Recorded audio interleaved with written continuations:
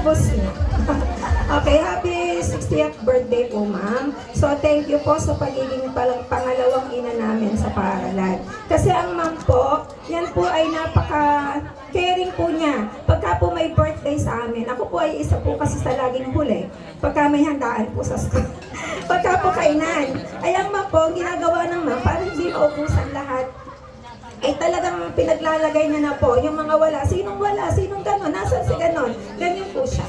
Ano po, ganyan po siya ka-caring, ano po, at ganyan siya ka-thoughtful sa amin na hindi niya nalilimutan ng bawat isa sa amin kapag mga ganung ano po.